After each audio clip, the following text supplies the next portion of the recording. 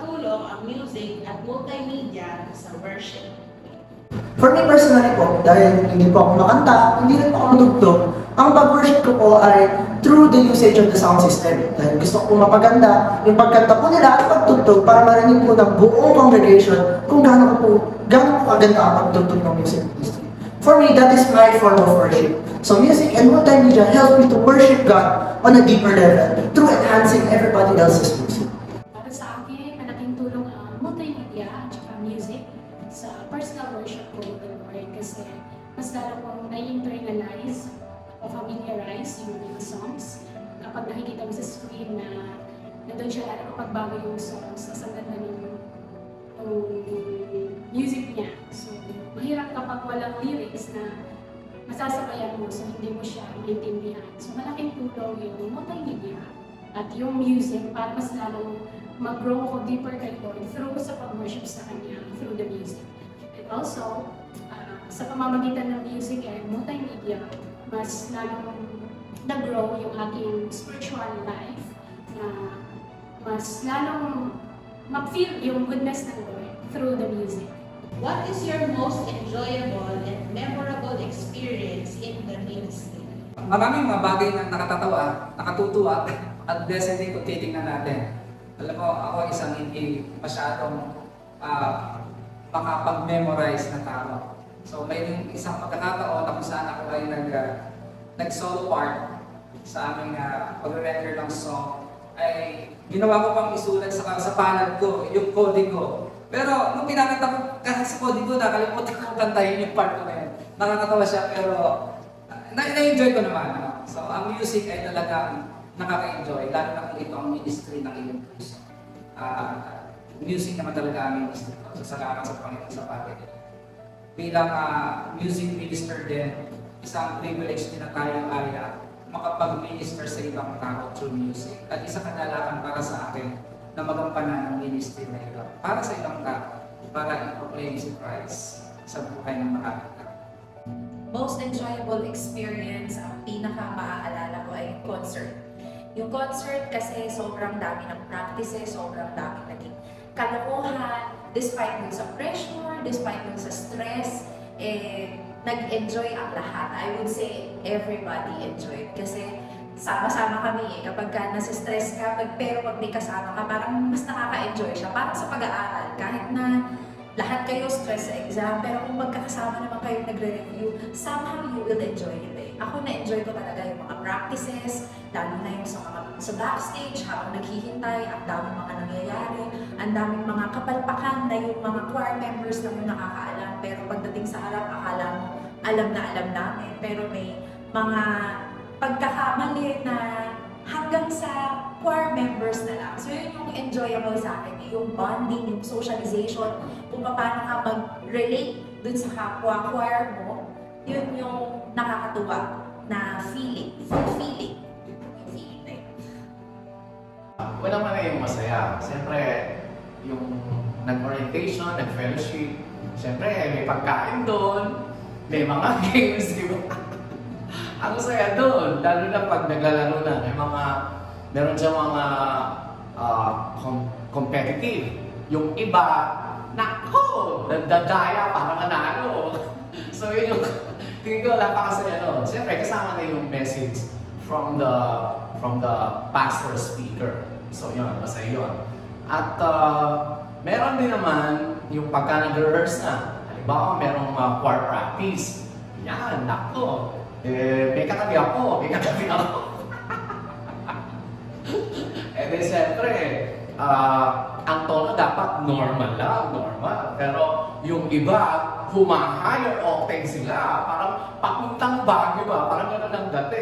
Nasa tangkal lang naman tayo, di ba? So yun, nakakatawa yun. Pero tabi-tabi po doon sa katabi ko kung sino man yung nakakatabi ko rin. Naku, ang saya-saya talaga pag gano'n. Tapos, yung pinakamasaya para sa akin, yung nandun ka sa ministry na in line talaga doon sa talent mo. Kasi madaling kumilos. Nagsiserve ka na, nag-enjoy ka pa, di ba? Pero kaya lang, dapat din na guarded yung heart mo. Kasi baka mamaya ginagawa na lang namin ito para sa tao. Hindi. did, di ba? So dapat ay in tune tayo palagi kay God. Siyempre, nandyan yung dapat meron kang quiet time, meron kang Bible reading, meron kang prayer time siyempre. Para palagi, hindi yung mapiplease natin yung mga tao. Kasi, ano yun eh, it will follow. It will bless ka ni God kapag ganun palagi yung attitude natin. So, tingin ko, yun na yung sunod-sunod yun, masaya, medyo masaya, pinakamasaya para sa akin na maging part ng music ministry. Ano naman po ang encouragement mo sa mga gustong mag-join sa ministry? Ako, sa mga gusto pong sumali sa music at multimedia, honestly po, hindi po madali. Madami pong challenges, kuwari po yung mga mic, bigla pong sisiya sa kalagitnaan ng worship. Pero it's all worth. Kasi kung nasa heart niyo po ang music at multimedia, yan pong mga hirap na po na hindi niyo na po maiisip. At the end of the day, titignan niyo lang po yan nasa memory na matakapagtawanan niyo po. So sa mga gusto pong sumali, hindi madali, pero masaya, nandun ang puso po. Sa mga gustong mag-join sa ministry, narito kami, ay gusto kong i-encourage kayo na talagang, sabi nga, kapag tinawag tayo sa salvation, ay automatic na dapat din tayo maglingkod. At ang music ministry ay isang medium po saan na pwede natin paglingkuran ang Panginoon. Pero syempre, ang advice ko ay dapat na ma-establish muna natin ang isang relasyon natin sa ating Panginoon. Kasi kapag tayo ay isang minister ng Lord, yung buhay natin na ibinibigay natin sa Kanya, yun na mag-reflect at makikita ng tao. It's medium lang ng music. Pero kung baga yung buhay natin, yun ang talagang makapagdudulot ng ministry sa maraming tao. Kaya kung ikaw ay nagnanais, kayo ay nagnanais na involved sa music and multimedia ministry, well, halina po kayo at enjoy mo natin ang ministry nito.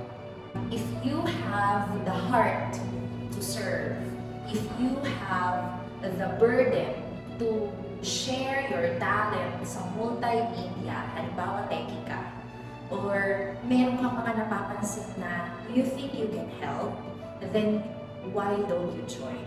Doon, hindi ka lang makakatulong kung hindi ikaw din matutulungan. Kasi you will also learn. Hindi lang ikaw yung laging may nasi-share, but you will see that you are also growing. Hindi lang sa talent, kundi dun sa gift, spiritual gift. Kasi kapag nasa multimedia ka, kailangan tanggapin mo rin pati yung mga criticisms. Pero ang maganda doon, natuturuan tayo to have a heart to serve. Sa music, ganun din. Kung meron kang talent, bakit hindi mo ipagamit sa Panginoon? Pero kung sa palagay mo, wala ka pang talent, pero very willing ka, gusto mo talaga, bakit hindi ka mag-join? Kasi kung makikita ng Panginoon yung puso mo, I'm sure siya mismo ang magre-reward din sa'yo. So, join the music ministry or join the multimedia team. Being in this ministry, hindi siya madali. Maraming pagsubok, maraming pagdadaanan. Lalo na pagka mas tumatagal ka pa. Pero, doon ko mas nakita ang pagkilos ng Panginoon, hindi lang sa buhay ko, pero maging doon sa buhay ng mga kasama ko na nag-ministry din sa Panginoon sa pamamagitan ng multimedia and music ministry. Minsan, nandun yung susubukin ka talaga dahil mas mapapalapit ka sa Panginoon. Pero, nandun din yung kagalakan at yung puso na mas nagpa-process na handang mas magpagamit sa Kanya. And gusto ko lang i-share yung aking life verse magmumula sa Colossians 3:23. Sinasabi po doon na, whatever you do it heartily as for the Lord and not for me. So sa lahat po ng ginagawa natin, nasa naman po tayong ministeryo ng Panginoon. Lagi po natin isipin, para kanino po natin ito ginagawa. At ang lagi po sana natin dito para sa ating Panginoon lamang. Lahat po tayo ay mayroong thinking na ang music ministry ay para lamang po sa mayroong mga talents. It is somehow true, pero ang music ministry po ay mayroong iisang layunin at ito ay bigyang papuri ang ating Panginoon. Kabilang man po tayo sa ministeryong ito o hindi, lahat po tayo ay tinawag ng Diyos upang bigyang karangalan ang kanyang dakilang pangalan. Come, let us Worship the Lord through music And multimedia Ministry.